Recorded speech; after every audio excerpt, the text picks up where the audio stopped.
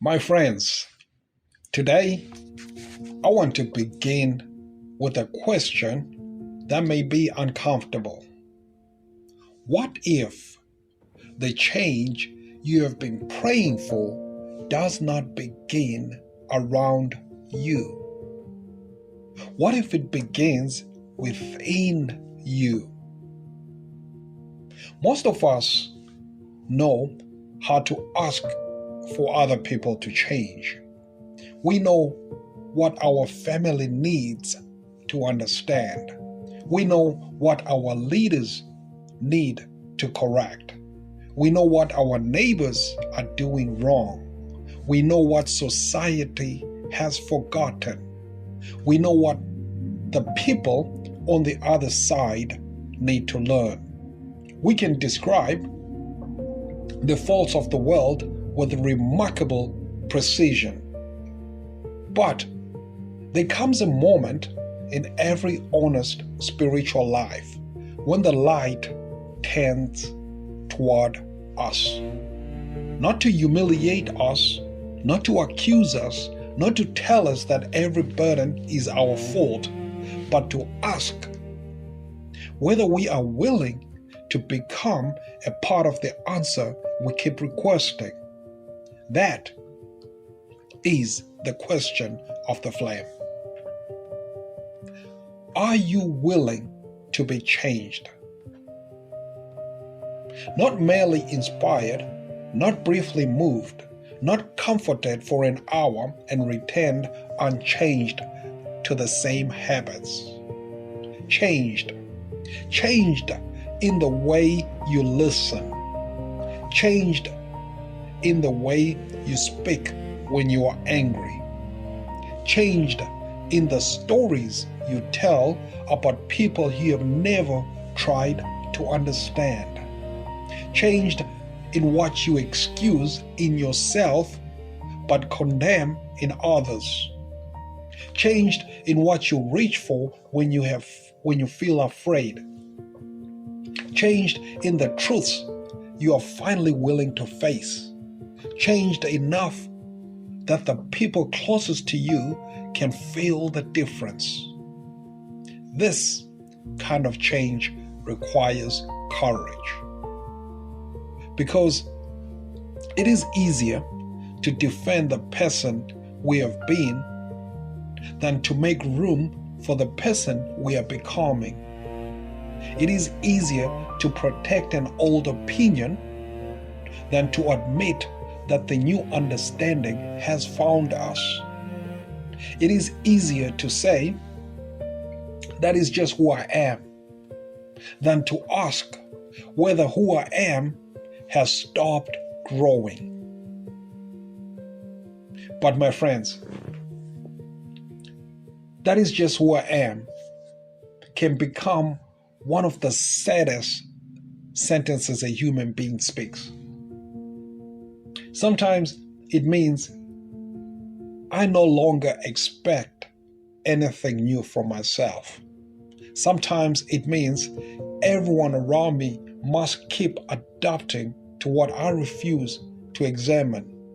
Sometimes it means my habits have become more sacred to me than the people they wound. The flame will not shame you for who you have been, but neither will it help you build an altar to your limitations. The one flame honors your sacred worth too deeply to leave every part of you untouched. Love does not only say you are accepted, love also says you are still becoming. Grace does not only meet us where we are, grace teaches our feet a new direction. Truth does not arrive merely to give us information. Truth rearranges the room inside us, and the flame is not an ornament we admire from a distance. It is light. Light reveals. Light reaches corners we learned not to visit. Light shows us dust on the things we thought were clean. Light shows us doors where we assumed there were only walls. Light changes what we can no longer pretend not to see. So, do not ask the flame only to comfort you. Allow it to reveal you. Allow it to show you the fear beneath the anger. Allow it to show you the pride beneath the certainty. Allow it to show you the grief beneath the control. Allow it to show you the insecurity beneath the need to be praised. Allow it to show you the unhealed place beneath the judgment. There are moments when revelation feels like discomfort. There are moments when growth feels like losing your balance. There are moments when an old answer stops fitting, but the new answer has not yet become clear. That space can feel frightening. We prefer solid ground. We prefer familiar language. We prefer knowing exactly who is right and who is wrong. We prefer a world that confirms the map already in our hands. But sometimes spiritual maturity begins when we discover that our map is incomplete, not worthless, incomplete. What your family taught you may contain wisdom and still be incomplete. What your culture taught you may carry beauty and still be incomplete. What your tradition taught you may hold sacred truth and still be incomplete. What your experience taught you may be real and still not be the whole human story. No one pair of eyes can see the entire horizon. No one life can contain every lesson. No one community owns all wisdom. No one generation has finished the work of understanding what it means to be human. This is why we need one another. Not so that we can erase our differences, not so that we can agree about everything, but because another person's life may reveal a part of reality that our own position concealed. The person you dismissed may be carrying a truth you need. The generation you criticize may be asking a question your generation avoided. The elder you consider outdated may remember a cost you have never paid. The child you keep correcting may see the contradiction the adults have learned to ignore. The stranger may name the wound that insiders stopped noticing.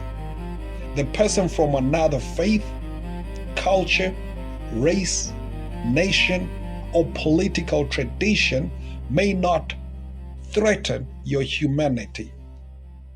They may enlarge it. But enlargement has a cost. To receive another person's truth, we must loosen our grip on the belief that our own experience is the measure of every life. Right? To receive another person's truth, we must loosen our grip on the belief that our own experience is the measure of every life.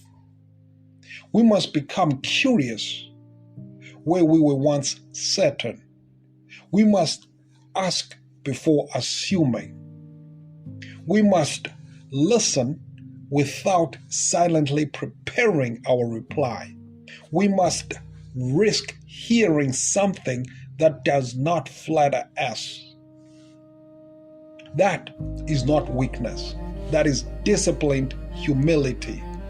Humility is not thinking less of your sacred worth.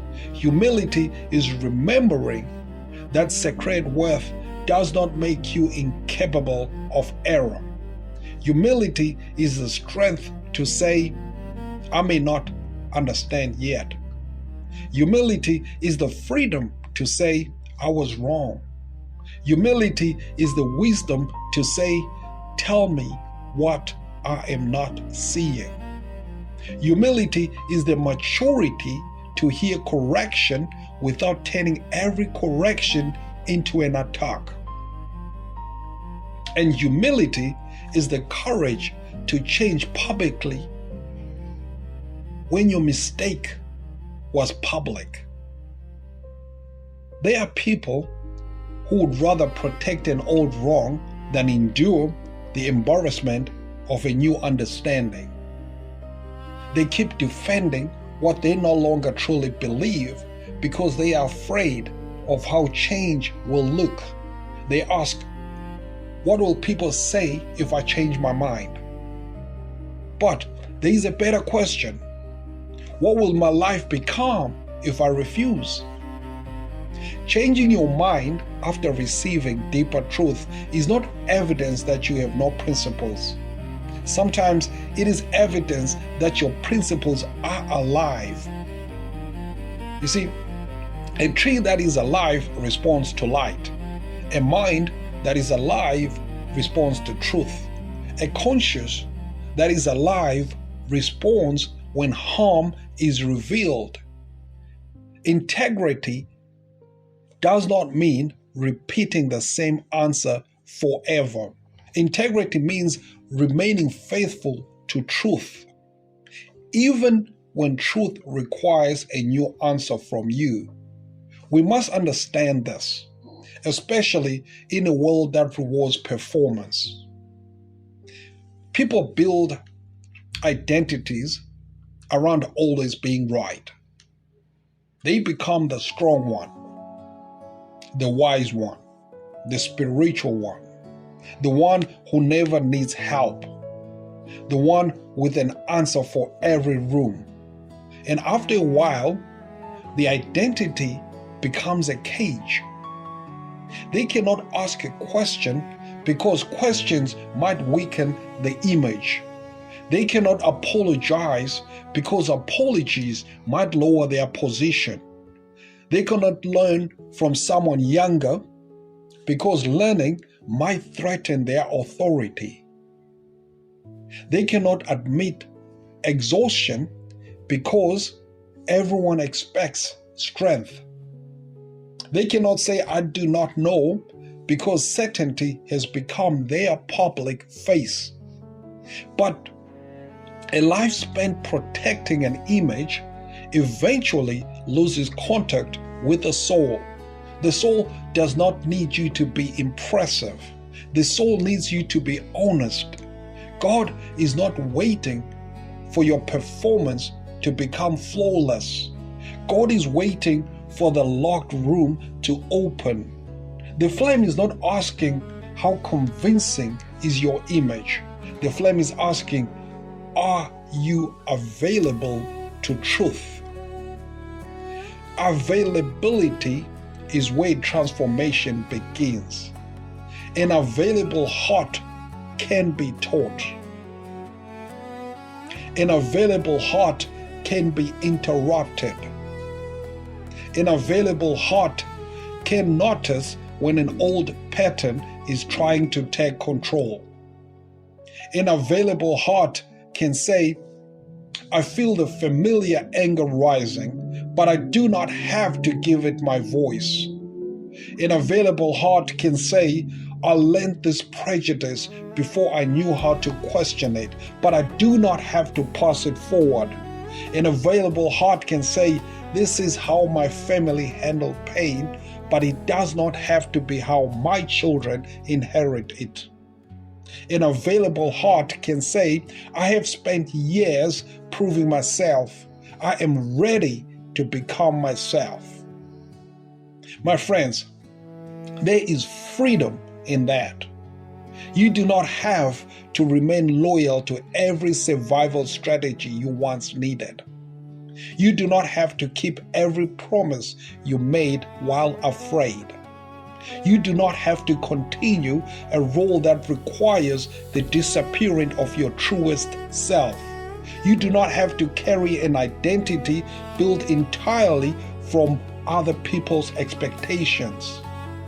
Some versions of us were built for rooms we no longer live in. Some habits were formed under pressures that are no longer present. Some beliefs were inherited before we had language for consent. Some ambitions were borrowed from people who never asked what gave us life. To be changed is something to thank and all self for bringing you this far, and then release that self from leadership. Do not despise who you were. The person survived what they knew how to survive. That person used the tools they had. That person brought you to this threshold. But gratitude for your past does not require obedience to it. You can bless the road behind you without walking backward. You can honor your beginnings without making them your boundary. You can love the people who shaped you without repeating everything they gave you. You can carry your history without allowing history to carry you wherever it wishes. This is sacred adulthood. It is the moment when we stop asking only, what was handed to me, and begin asking, what will pass through me? What will pass through me into my children? What will pass through me into my relationship? What will pass through me into my work? What will pass through me into the human family? Will my fear pass through me? Will my suspicion pass through me? Will the contempt I inherited pass through me? Will the silence pass through me? Will the belief that love must be earned pass through me? Or will something be transformed here? Will the old story meet consciousness in me? Will the old wound meet responsibility in me? Will the old prejudice meet truth in me? Will the old silence finally meet a voice in me? Will I become the place where inheritance becomes choice? This is not the same as blaming yourself for everything that shaped you. You did not choose every wound. You did not create every system. You did not author every lie you were taught. You are not responsible for what happened before you had power. But as awareness grows, responsibility grows with it. Once you recognize the pattern, you are no longer only its victim. You have become its witness. And a witness must decide what to do with what has been seen. This is where change becomes more than a feeling. This is a difference between feeling sorry and becoming different. There is a difference between admiring truth and obeying it. There is a difference between saying that message touched me and allowing the message to touch your schedule, your spending, your temper, your loyalties, and your treatment of people. Transformation leaves evidence. An apology is evidence. A boundary honored is evident. A harmful joke no longer repeated is evidence. A person once ignored, now invited to the table is evidence.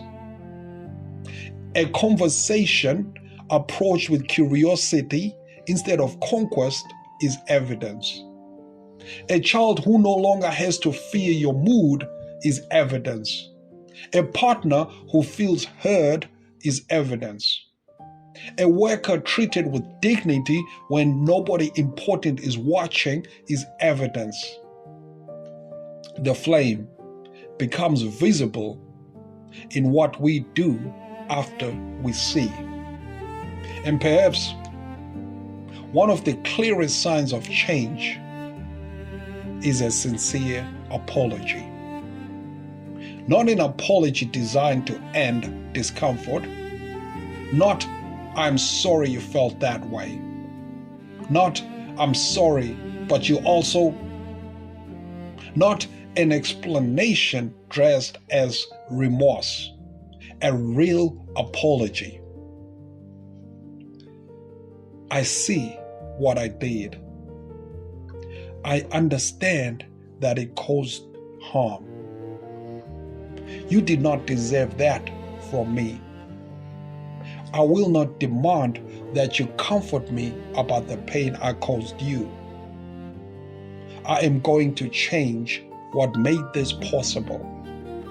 Those words require courage because they surrender control over how we are seen. When we apologize honestly, we cannot force immediate forgiveness. We cannot decide the timetable of another person's healing. We cannot use our remorse as a key that demands entrance back into their life. We can only tell the truth, accept the consequence, repair what can be repaired, and live differently. That is accountability. Accountability is not the enemy of grace. It is one of grace's deepest forms. Grace does not say harm does not matter. Grace says harm does not have to be the last thing we become. Grace gives us enough courage to look at what we did without collapsing into shame. Shame says, I am nothing but my worst act. Pride says, my act was not wrong. Grace says, I did wrong. My humanity remains sacred, and I am responsible for what I do next. That is the middle path. Neither self-destruction nor self-excuse. Truth with dignity. Responsibility with hope. Change with patience. And let us be clear. Being willing to change does not mean allowing other people to redesign you for their convenience. Transformation is not manipulation. You do not have to become smaller so someone else can feel larger. You do not have to abandon your conscience to keep a fragile peace. You do not have to call control guidance. You do not have to call humiliation correction. You do not have to accept every criticism as truth simply because it was spoken confidently. A teachable spirit is not a spirit without discernment. Sacred change does not erase your center. It clarifies it. It does not make you easier to control. It makes you harder to deceive, including by yourself. It does not remove your voice. It cleans your voice of what does not belong there. It does not turn you into a copy of the person correcting you. It helps you become more honest, more awake, and more fully yourself. How then do we know whether a call to change is sacred? Ask what fruit it produces. Does it make you more truthful? Does it deepen your capacity to love without abandoning wisdom? Does it help you take responsibility? Does it restore dignity in you and around you?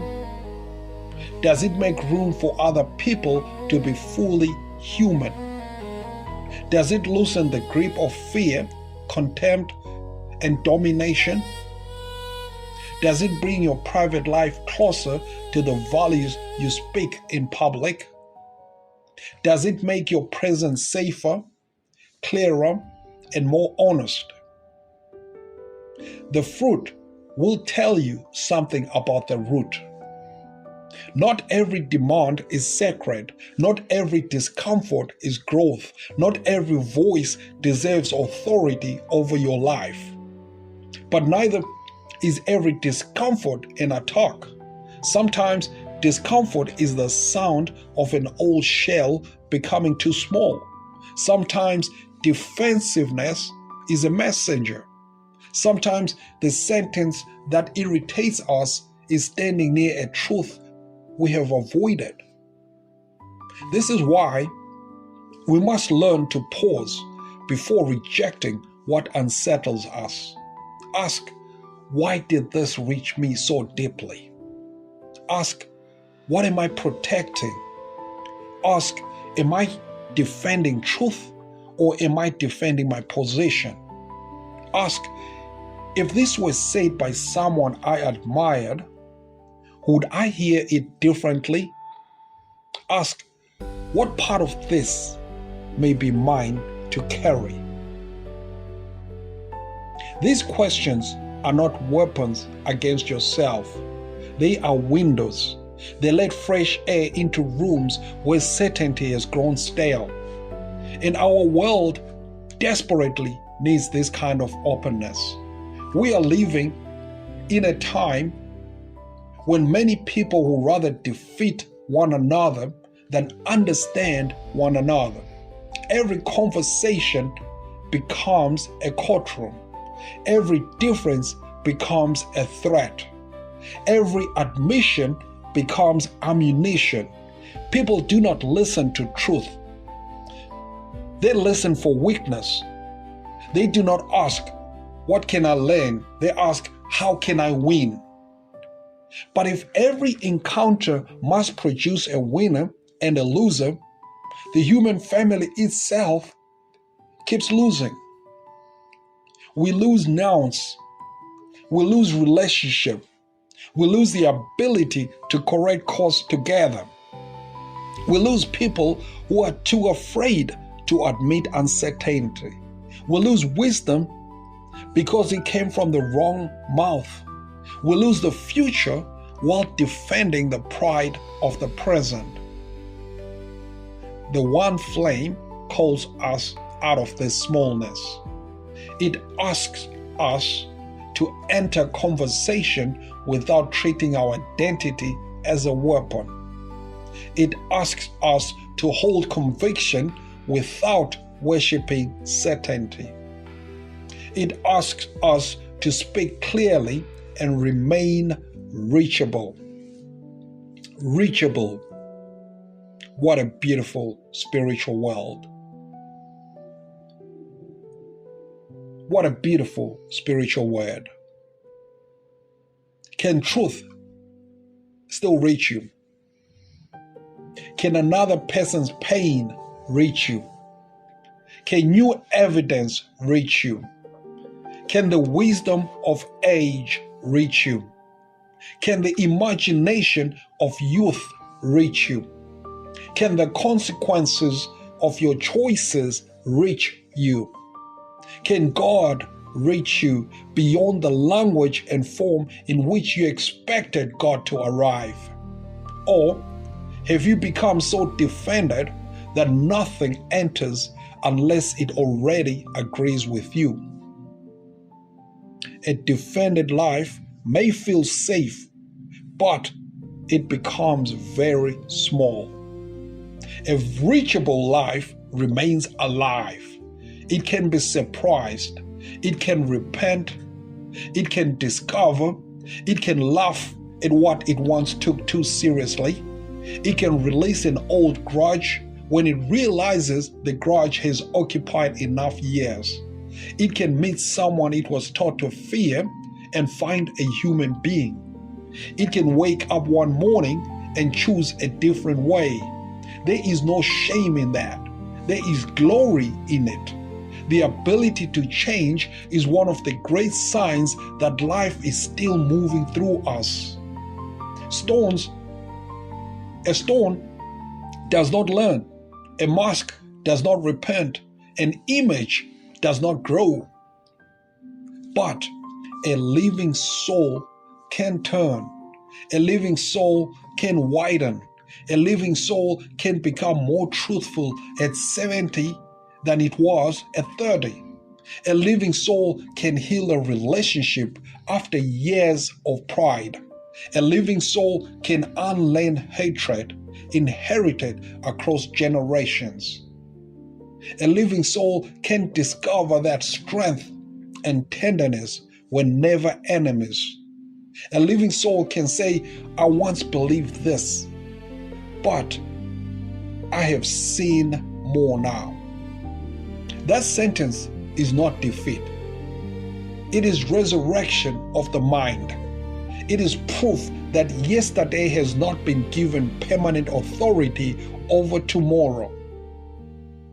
So, I want to speak now to anyone standing at the edge of an inner change. You know something cannot continue as it has. Perhaps the old anger has become exhausting. Perhaps success no longer satisfies the hunger beneath it.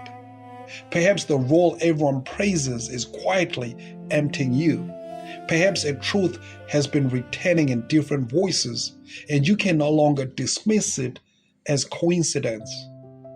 Perhaps you owe someone an apology. Perhaps you owe yourself an honest answer. Perhaps you have outgrown a belief that once gave you belonging. Perhaps you are discovering that being accepted by a group has required you to reject part of your own conscience.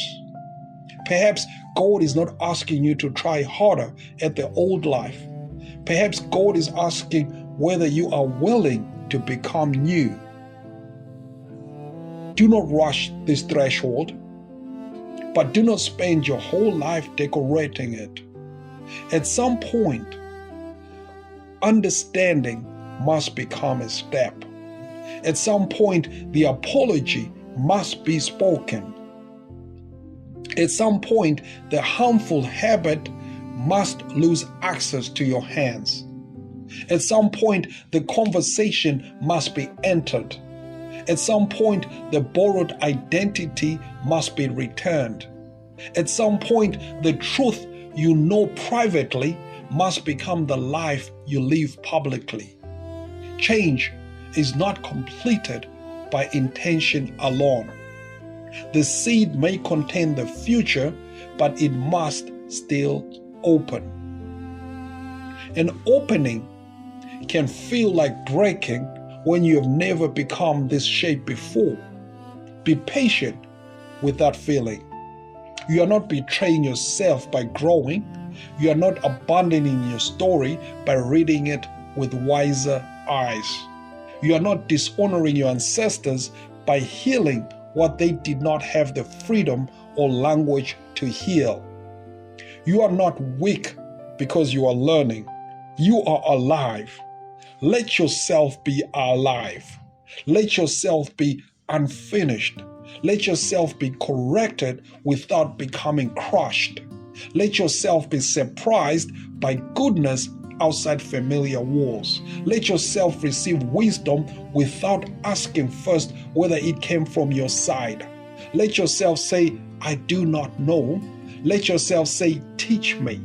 Let yourself say, I need to make this right. Let yourself say, the person I was yesterday does not have to make every decision for the person I will be tomorrow.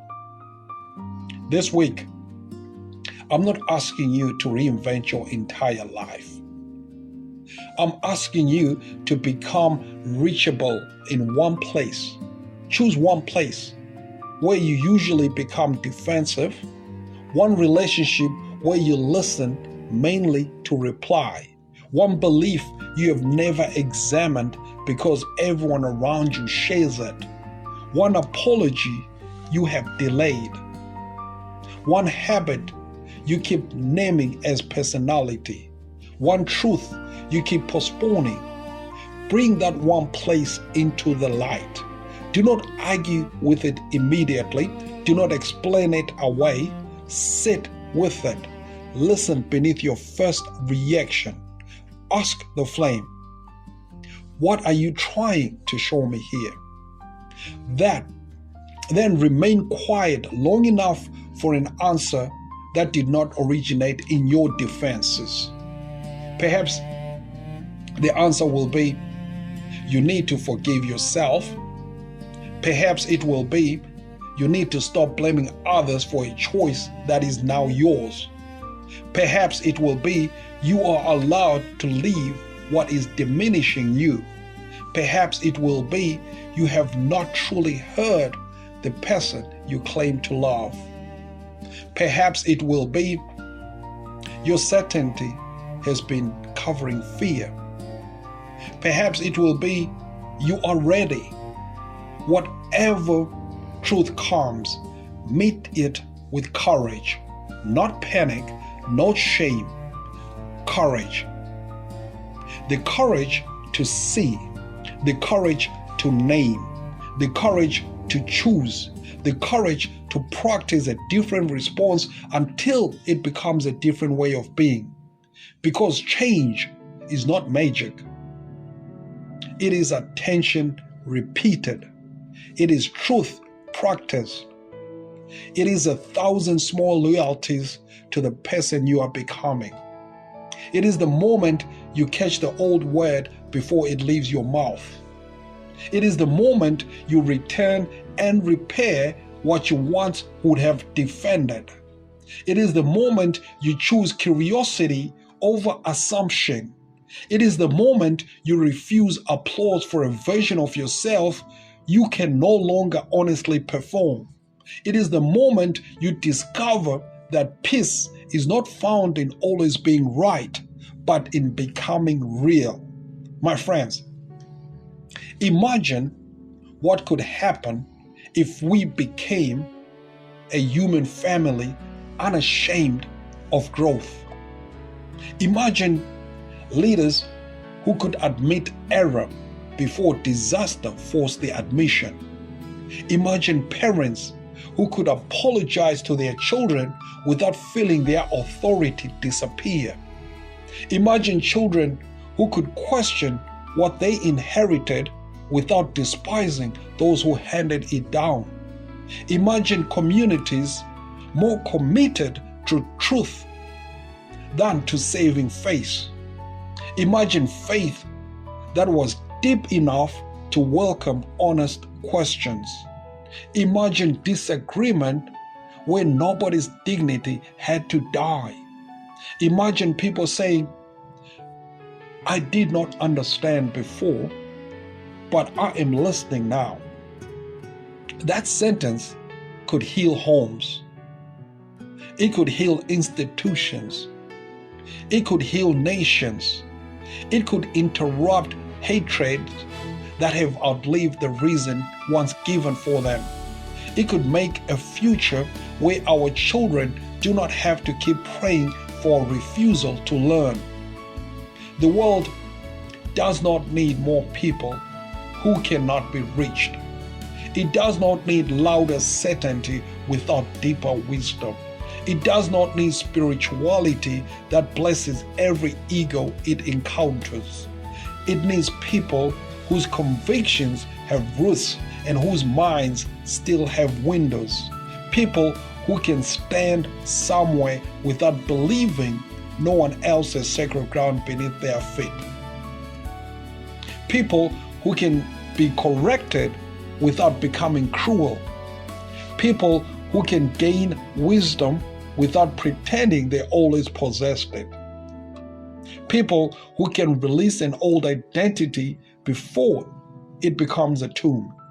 People who know that transformation is not a single dramatic moment, but a lifelong consent to truth.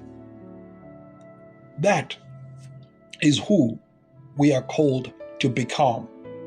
Not finished people, faithful people, reachable people, teachable people, people who can carry both conviction and wonder, people who can say, this is what I know, and still have room for, there is more for me to learn.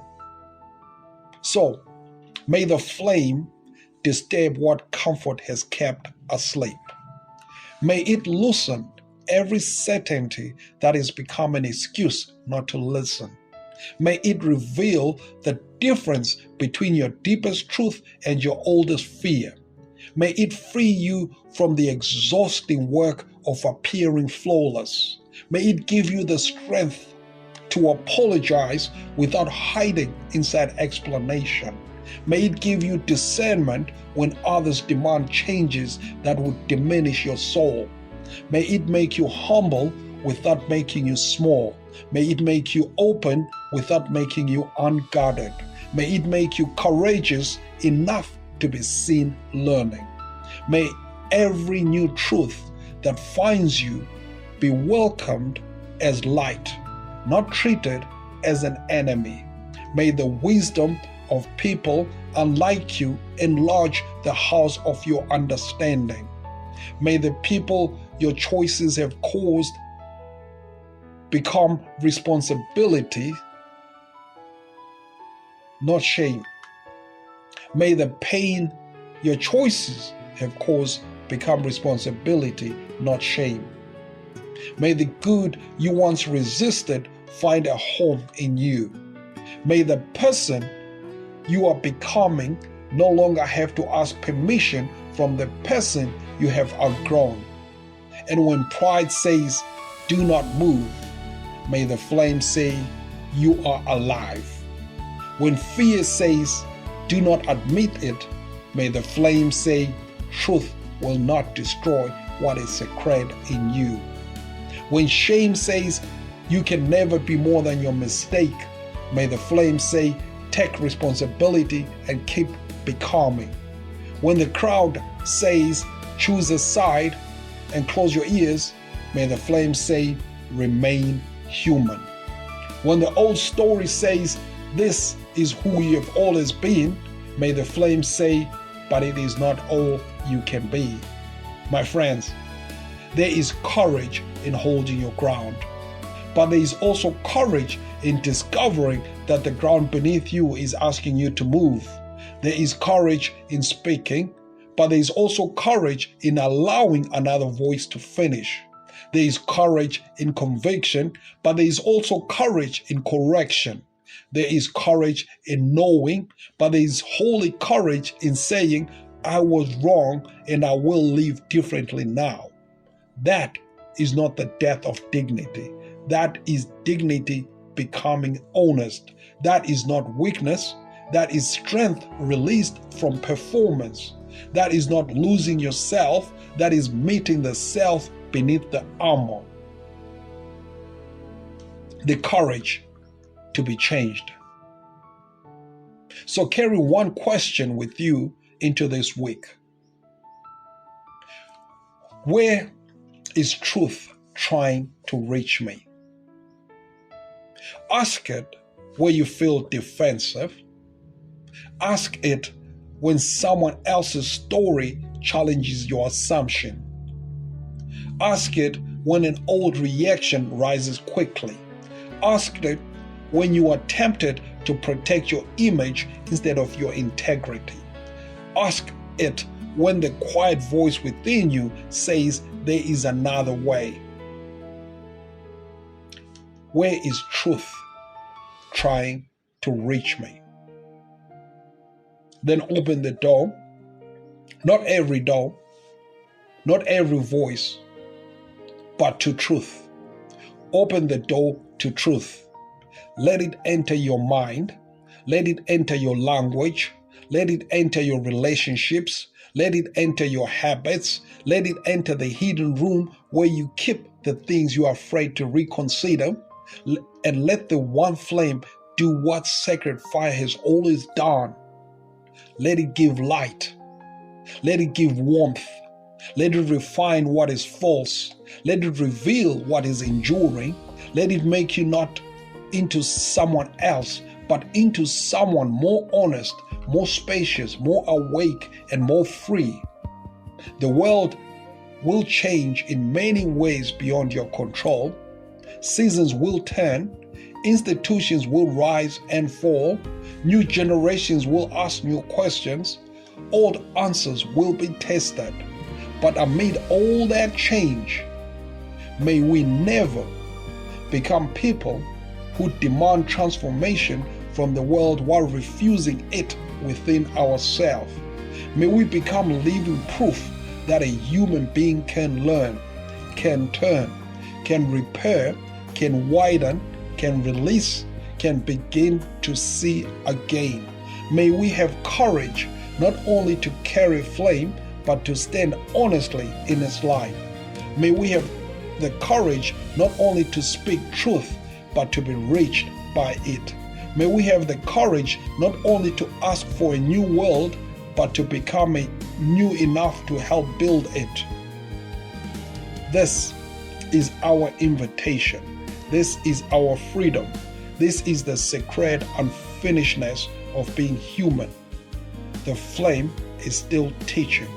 The soul is still opening, and we are still becoming. Amen.